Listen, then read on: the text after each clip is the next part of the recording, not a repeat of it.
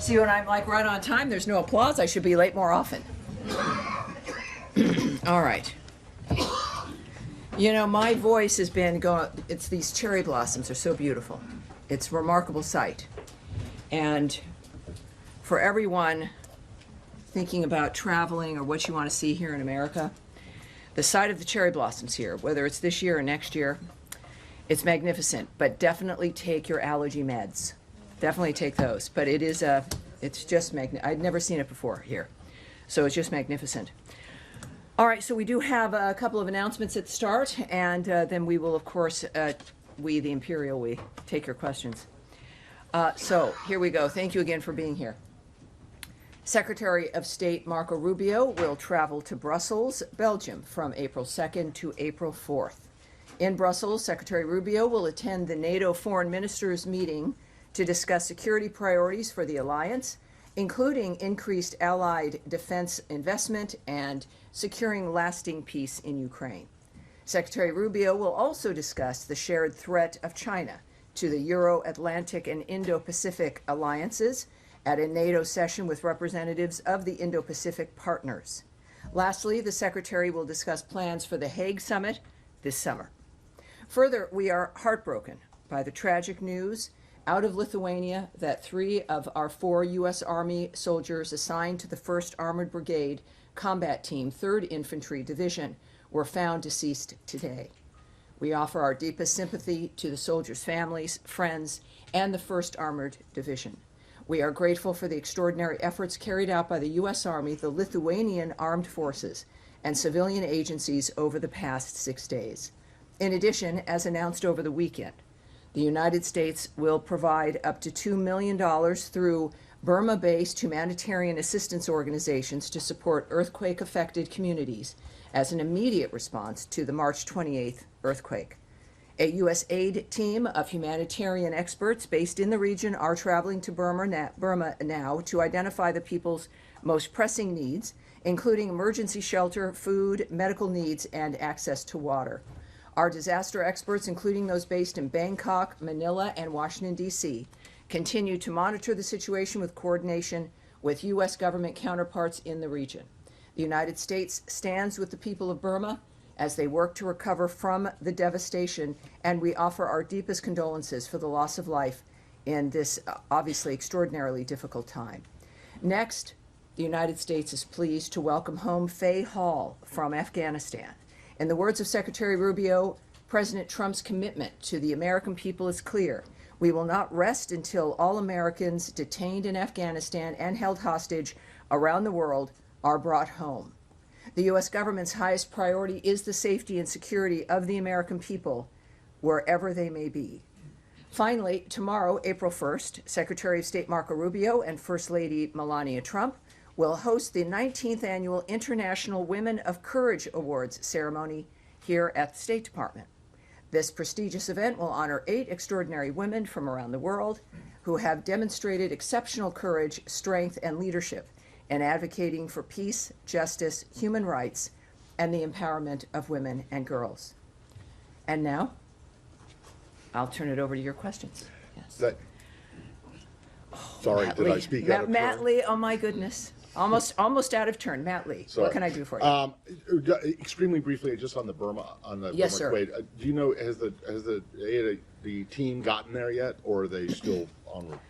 We know they're in the process. I think we'll have a firm word perhaps this evening, but they're in the process of being present right there. Okay, and then secondly, I just wanted to know if you had gotten any more clarity on what I asked earlier about these letters from embassies in Europe going out to private companies and various American spaces and other type of things, telling them that they are at risk of losing funding if they do not comply with the administration's DEI policies.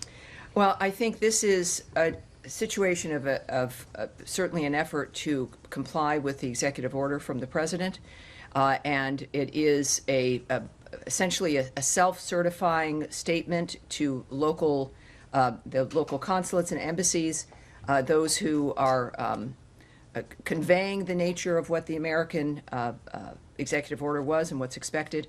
And so it's something that there's a dynamic when it comes to what people have already certified to, what if they may have issues, but it really is just I don't want to say informational, but it's a dynamic where the companies involved get the notice about what we expect here when it comes to products and doing business with companies and contracts and what their own policies are. So it's true, but it's again a self-certifying dynamic, and that's about it. Okay. All right. Yes, Andrew Mitchell.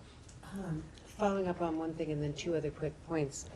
On the DART team, have they been visaed? Do we have anyone on the ground yet? Chinese, Russian, and others are there in large numbers. We have some soldiers from Japan who've deployed. But as I understand it, we don't have any teams on the ground yet. It's been, 4 days since the earthquake. Every day is critical. And this is apparently a direct result of USAID cutbacks in terms of the ability to launch quickly and to have a team actually in country. And secondly, I wanted to ask about VOA. There was a TRO on Friday night. Those people have received notices. As I understand it, they're off the air. They have no access, I don't believe, to their offices or their emails. And in response to the temporary restraining order Friday night, what is going to change, or will it not change pending appeal? I know you don't talk about lawsuits, but this involves an agency that is directly involved with the State Department and with our Right. fellow journalists. Well, but we don't talk about lawsuits and the nature of what's going on, Can you tell the regardless status of of whether the it's an agency dealing with us or not dealing with us. That rule does not change. But let me get to Burma as well. So obviously you've heard my opening. We send our condolences to everyone. But what we do know, and I would caution you though, I would reject the notion that this is obviously a result of the USAID cuts and that kind of funding. There are many different elements to this dynamic, and we're also certainly in the region. We're on the ground. I can say that it could be within, well, hopefully by this evening, that we will be added to the embassy's team's assessments of needs on the ground, and that will further inform our response. But keep in mind, of course, we've got a mission there and a team of people that these experts then will be joining. And as people know, we're providing up to $2 million through existing humanitarian partners in Burma who are working right now to support the earthquake-affected communities for the emergency shelter, food, medical, and water. So people are on the ground. We have partners that we are working with to facilitate the nature of things as they're happening at this point. But in the past, during earthquakes, the Fairfax team with their dogs and their expertise would go all over the world. Turkey, in instances, I think Iran as well. As the Israeli team would join. I mean, there are experts that we have always provided. Sure. And we physically, or in contrast to what we see visually, people digging by hand and by equipment, people out with China on the back of their yellow jackets. We don't see any presence of U.S. Well, agents I on the ground. would caution that obviously right now, people are working to get this solved, to find people, to rescue people, to get people what they need, life-saving mechanisms.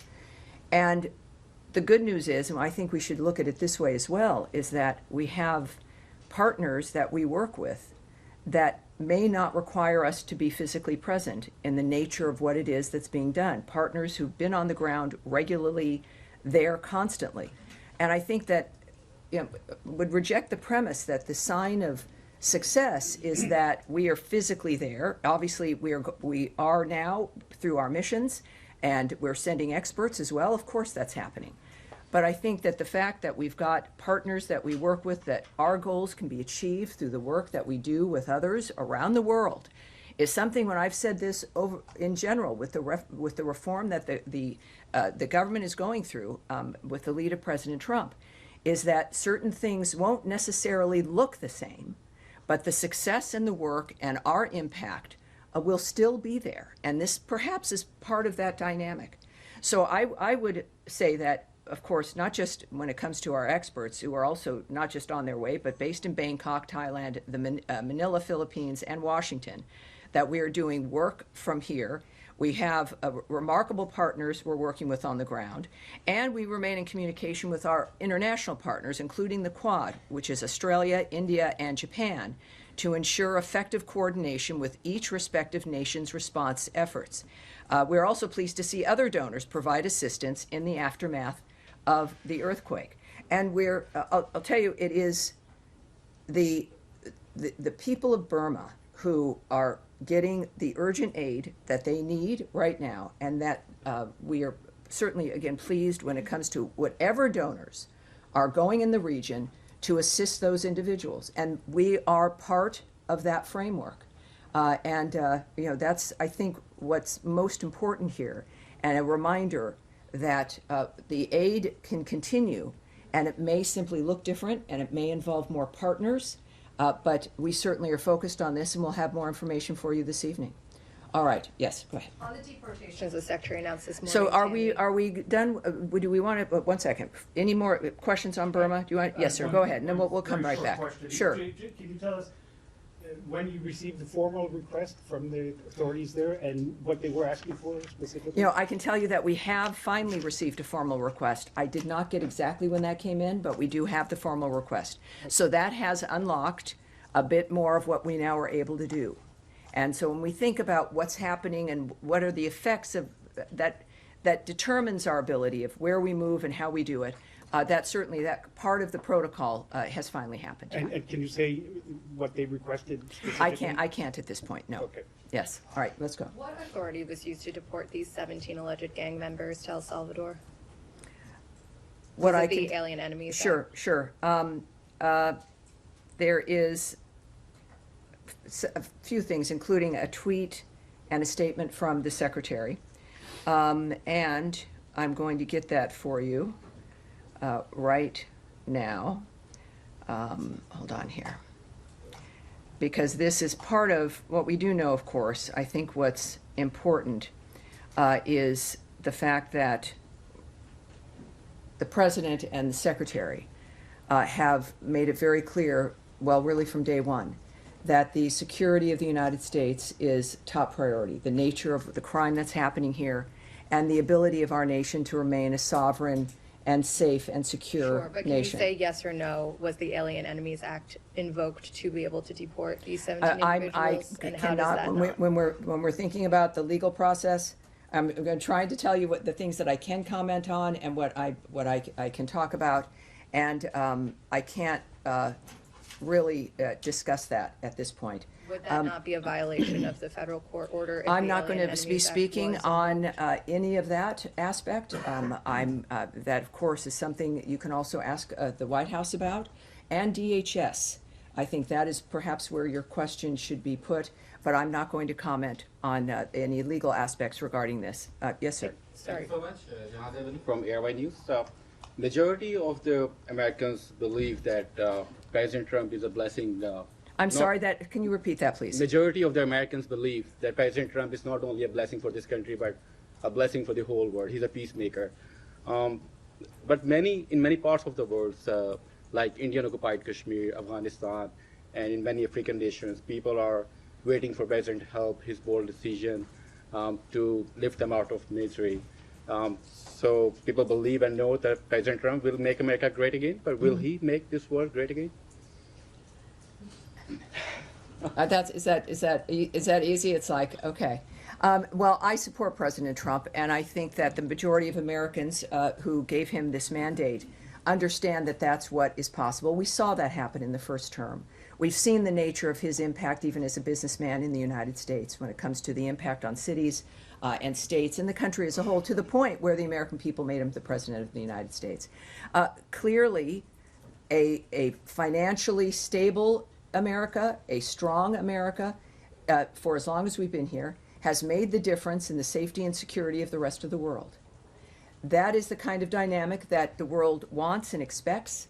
President Trump embodies the nature of our original founding about what America is for and the nature of what it can accomplish when it comes to sticking with its values and making sure that we're safe and secure and that we respect ourselves and implement our values. I have one more. And when that happens, the rest of the world is safer and more secure. I have All one right, more- sure. Thank you. U.S. Commission on Religious Freedom recently released their annual report and recommends to put India into CPC list, country of particular concern. U.S. Commission also requested Secretary Rubio to put sanctions on Indian intelligence agency RAW for their involvement in the murder plot of a U.S. citizen and harassment of journalists, academics based here in the U.S. So is U.S. State Department going to consider these recommendations from Well, the Commission? as I will not discuss negotiations or diplomatic considerations in that manner at all, but I do, let's take a look at where that stands and the reference to that. But that's not something that is I'm going to be commenting on. Yes, Nadia. Thank you. A few questions on the Middle East. Number one, the Syrian President Ahmed al-Shara announced the formation of his new government, which includes a woman, an Alawite, a Druze, and a Kurd. Is this inclusive enough for this administration, and will you lift some sanctions? And also, I have a question on Iran. They're saying that they're not going to negotiate under pressure. So is there a time limit for them to come to the negotiation table? Is this any other options that the administration will consider? All right, well, let me answer you about Syria, that we are aware of the announcement on Saturday of the interim authorities by the interim authorities of a transitional cabinet in Syria. We recognize the struggles of the Syrian people who have suffered decades under despotic rule and oppression of the Assad regime, and we hope this announcement represents a positive step for an inclusive and representative Syria. However, Syria's interim authorities should fully renounce and suppress terrorism, exclude foreign terrorist fighters from any official roles, prevent Iran and its proxies from exploiting Syrian territory, take meaningful steps to verifiably destroy Assad's chemical weapons, assist in the recovery of U.S. and other citizens who have been disappeared in Syria, and ensure the security and freedoms of Syria's religious and ethnic minorities. The United States will continue to assess the interim authorities' behavior and determine our next step based on those actions. And you mentioned about sanctions. Any adjustment to U.S. policy towards Syria's interim authorities will be contingent on all of those steps being taken that I mentioned to you. And your other question was? On Iran, that they said they're not going to negotiate under pressure. So is Well, this a time limit? Yes, Iran's behavior across the globe threatens U.S. national interests, which is why President Trump reimposed the maximum pressure campaign designed to end Iran's nuclear threat, curtail its ballistic missile program, and stop it from supporting terrorist groups. As the president has said, Iran can never have a nuclear weapon. He has also been very clear that the United States can't allow that to occur. The president expressed his willingness to discuss a deal with Iran, as we know. If the Iranian regime does not want a deal, the president is clear he will pursue other options, which will be very bad for Iran. All right. Yes, sir. Go ahead. On Gaza, the UN's Humanitarian Affairs Office has said that 15 paramedics, civil defense, and a UN worker were killed, in their words, one by one by the IDF. They have dug bodies up, they said, in the shallow grave that have been gathered up, and also vehicles in the sand. Have you got any assessment of what might have happened, and given the potential use of American weapons, is there any assessment of whether or not this complied with international law? Well, I can tell you that for too long, Hamas has abused civilian infrastructure, cynically using it to shield themselves. Hamas's actions have caused humanitarians to be caught in the crossfire. The use of civilians or civilian objects to shield or impede military operations is itself a violation of international humanitarian law. And of course, we expect all parties on the ground to comply with international humanitarian law. But this is specifically a question on any, it's a question about accounting and accountability, given it may have been the use of US weapons. So it's a question about the State Department. rather than Hamas. Is there any action to Well, assess? every single thing that is happening in Gaza is happening because of Hamas. Every single dynamic. I'll say again, I've said it, I think, in every briefing. All of this could stop in a moment if Hamas returned all the hostages and the hostage bodies they are still holding and put down its weapons. There is one entity that could stop it for everyone in a moment, and that is Hamas. All loss of life is regrettable. It's key, obviously. Whoever it is, wherever they live, and this has been the nature of what fuels Secretary Rubio and President Trump in their willingness to expend this kind of capital early on in this term to make a difference and to change the situation. So I think that is the one thing that remains clear in all of this, which is all for all of us, which is why we work to stop it. I know A that's your horrible position. dynamic. Is there Yes, any Humaira. process in this Humaira. Hi, Tammy. Just to follow up from Jenny, are you able to say if these deportations of alleged gang members, Venezuelans, are these going to continue? And while you can't say under which authority they were deported, are you able to say which authority they will be deported No. if there would be new ones? No, I can't speculate. Different way of It's asking the same question. hypotheticals in a certain sense. Obviously, also, we have not announced who's on that plane.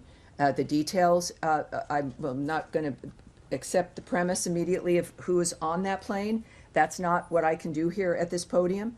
What I do know, again, is that every action that is taken by this administration is to fulfill the promise that elected them to office that the American people want, which is to have a safe community, which is to be able to live their lives knowing that perhaps the next day will come and that the future for their children and grandchildren will be maybe a little bit better than theirs has been. So this is that larger picture, but I'm not going to get into the details of a particular flight. Are you able to say confidently that the TRO wasn't violated?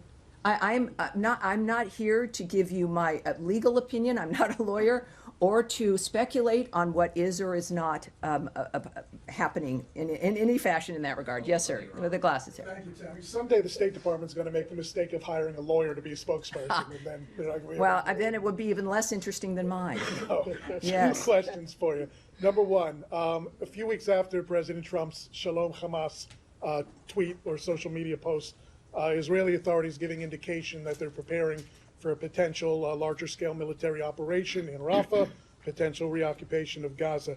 I wanted to get some insight as to whether there is coordination between the U.S. and Israel on that front, whether the State Department takes a position on Israel's potential plans. The second question was, Israeli officials have been sounding the alarm about Egypt's military operations in Sinai, saying that it's a potential violation of the peace treaty between the two countries. Any position from the State Department in regards to Egypt's activities and whether they deem it a violation of the peace treaty? Well, we never speak about ongoing diplomatic relationships, but we do have the pillars of our approach that remain resolute. We stand with Israel, and we stand for peace. President Trump has made clear the consequences of what will happen if Hamas continues to hold hostages. I will leave it at that, but of course add in the fact that Secretary Rubio has been as aggressive in his rhetoric that Hamas cannot continue to exist, and again, that we stand with Israel and their efforts to defend themselves. On Egypt, yes, ma'am. Can you give me anything on Egypt? Yeah. Thank you, Terry. So you had said earlier this month that the deadline for the State Department to submit a report to the president detailing recommendations for visa and travel restrictions as outlined in executive order he signed in January had been moved from March 21st. What is the new date for that report, and what is the status of those recommendations? Well, what I said at the time when asked is that that was a target date that is no longer applies, without giving you details. So there was no deadline in that regard. But the State Department, like every department in President Trump's administration, are acting on executive orders, including this one. Why was it postponed? I can't speak to that, but I can tell you that we're working on what the executive order asked for, which is not travel bans, of course, but the nature of restrictions from other countries if whether or not they meet the standard of security and vetting that's required for entry into the United So States. has a new date been set No, yet? no. But again, it's not, again, because there's not a date, it doesn't mean that it's not being worked on. So we are all working to implement what President Trump has ordered. Yes, sir, in the back right there. But, no, in front, here, sir. Thank you. Tom Watkins, International. 2 questions. On the subject of student deportations, several pro-Israel activist groups are providing US authorities with the names of people involved in last year's pro-Palestinian protests. Among those names are naturalized Americans, people originally from the Middle East but who are now US citizens. Can you tell me, is the US weighing any action against American citizens who spoke out during last year's protests? Well, I would have to speculate on that. I also, I'm not going to discuss the nature of the diplomatic or strategic conversations that any department in the government's having, let alone the State Department. What I can tell you is, as just repeating what Secretary Rubio has said, is that if you come into this country, if you've lied to get in this country, and you've come into this country and have committed crimes, or have clearly, if you've done something, whereas if you told us you were going to do it when you were applying for that visa, you would never have gotten that visa. And we're going to be very aggressive in the nature of acting on that. And he's made that very clear. But I won't discuss the nature of decision-making in that framework or speculate on the nature of what the department will be doing. Someone who's become a naturalized U.S. citizen could still be. Don't draw conclusions because I'm not answering your question. Okay. That's a big mistake. I'm not answering the specifics of your question. Don't draw that conclusion. Don't put words in my mouth. That's not what I said. Yes, sir. Yes, sir. Yeah, thank you, Tammy. Next month, the United States is going to open the largest consulate in Erbil, the Kurdistan region capital. Do you have any plan to increase the region's diplomatic presence or adding additional services to that mission? And adding to that question, the Kurdistan region had an election on October 2024, and still there is a discussion among the political parties to form a new government. Could you provide me any comment on that, and were there any engagement with this political party to form a new government and having a unified Peshmerga forces? Well, here's what I can tell you. With this opening of the new and largest U.S. consulate in Erbil next month, we are. It's actually expected, I think, to open later this year. It reflects the United States' commitment to the Iraqi Kurdistan region. The new consulate will strengthen our partnership and diplomatic cooperation with the Kurdistan regional government and the government of Iraq on shared priorities and challenges, including countering extremism and fostering long-term peace. Secondly, on the IKR government, I can tell you that we're thinking about we've formed, when it comes to the forming of a government for the 2 zones, and if there's a united force there under the umbrella of that movement, we're going to refer you to the Kurdistan regional government to speak about the internal domestic affairs issues that you might be concerned about and involved with your questions. We have encouraged all sides to swiftly form a government, and a strong and resilient democracy, as we speak about often in the Iraqi Kurdistan region, is necessary to preserve the stability and security of Iraq. So we encourage them to form that government and to do so quickly. All right. Yes, go ahead, Camille. Thank you. Sorry, we're jumping around a bit. Yeah. Different Well, it's happened, so here we are. I've got my seatbelt on. So just going back to the visa revocations, there's a group called Betar that has told CBS that they have provided thousands of names to the Trump administration of visa holders and naturalized foreigners who, quote, come to the West to rage against America and support U.S. designated terrorist organizations. Can you confirm whether that organization is providing lists to the Trump administration and whether those lists are being taken by the State Department and DHS to do any of this work? The Trump administration, I'm not involved in those decisions, and I certainly can't speak on them, certainly in general, not for the State Department. That goes through the framework of the work that we're doing. Whether it exists or not, I won't confirm. It's a matter of, we've got broad authority, certainly, But how they're coming to those decisions for the consular offices and visas, we will not discuss not only individual visas, but the process of what goes through in determining what happens with individuals and visas and whether they're issued or if they're revoked. So I won't be talking about that today. Yes, Nick? Thank you.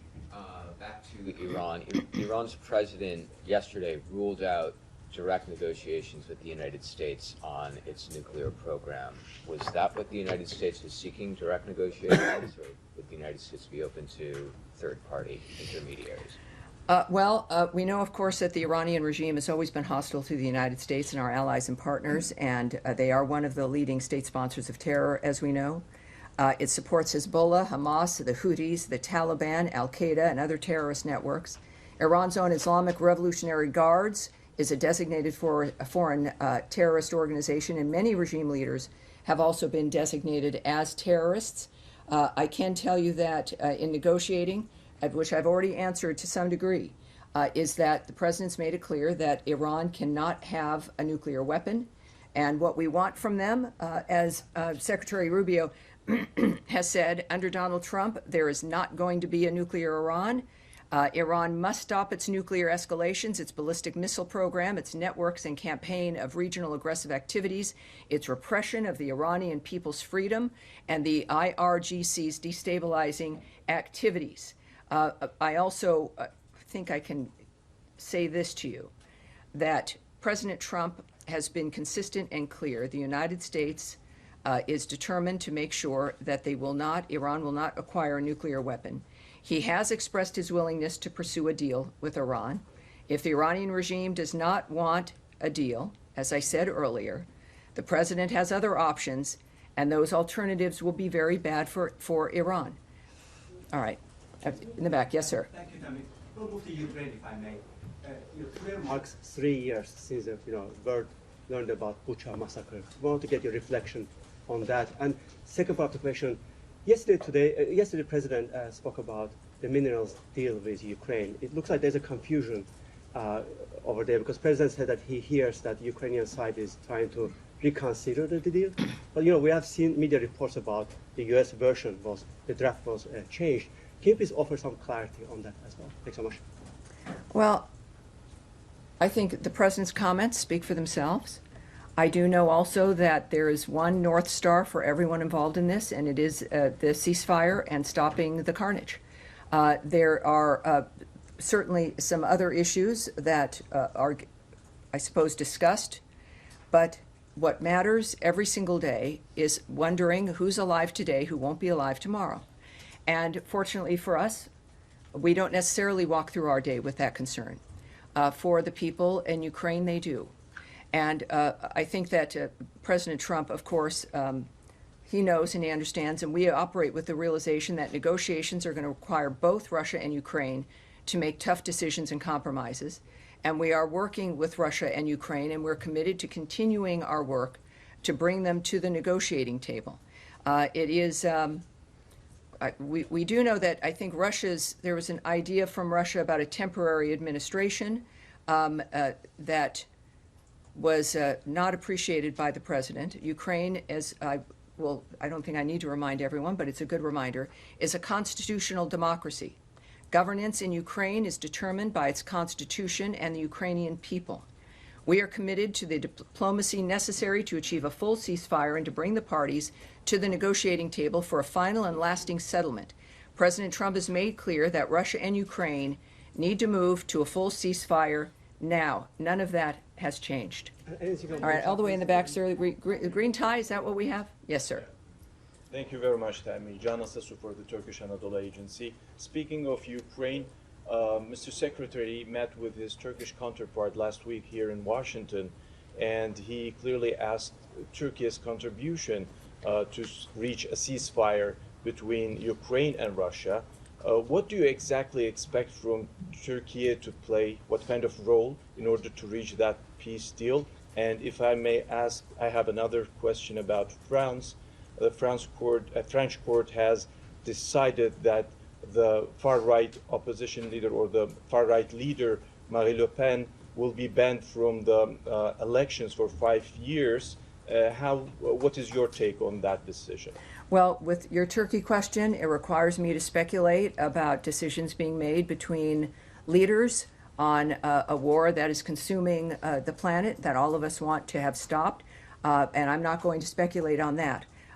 We, of course, know Turkey is an ally, and we appreciate that, of course, but in the reality of it, it's not going to be something I can speculate on or feel comfortable speculating on.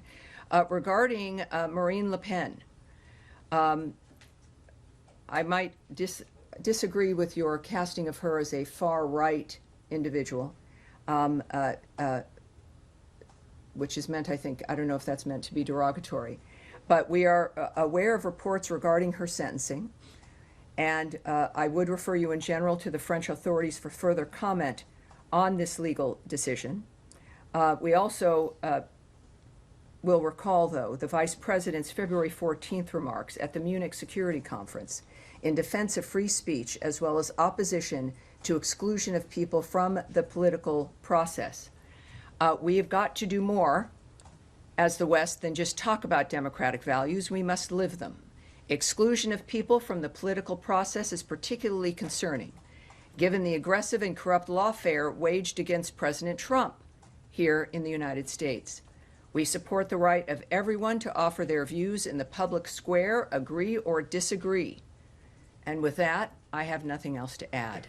All right, sir, in the back there, red tie. Are you sure that you can't agree that she's far right? No, she may be conservative. It depends on how far left the left is. Doesn't that always redefine the center? The left always redefines the center. It redefines the center, which was normally a dynamic, and we won't have that conversation, which maybe should be for a seminar. But yes, sir, in the red tie. Thank you, Tammy. You mentioned at the beginning of today's your presentation that Bangladeshi proud girls are getting honored to receive tomorrow's award. What is Secretary of State's 2025? I have to tell you, sir, I can't hear you, and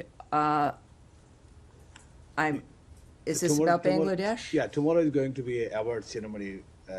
First Lady and yes, correct. I'll be there, as a matter of fact, participating as well. Girls are getting award received from that podium. Do you have any comment on that? That Bangladeshi girls are getting award for their 2024 movement in Bangladesh against fascist Hasina government. They are getting award tomorrow. No, so what I'm about to speak about here is the International Women of Courage Awards.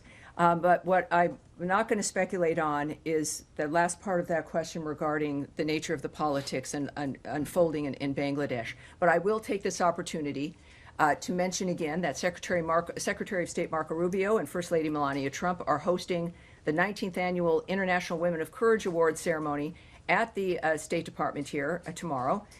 The 2025 ceremony will recognize 8 extraordinary women, along with the recipients of the Madeleine Albright Honorary Group IWOC Award from around the world who are working to build a brighter future for everyone. The Secretary of State's IWOC Awards, as we call them, recognizes women from around the world who have demonstrated exceptional courage, strength, and leadership. The awardees are advocates for peace, justice, human rights, and empowerment of women and girls.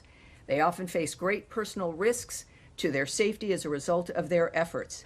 Since 2007, the Department of State has recognized more than 200 women from over 90 countries with the IWOC Award. U.S. diplomatic missions overseas nominate one woman of courage from their respective host countries, and finalists are selected and approved by senior department officials.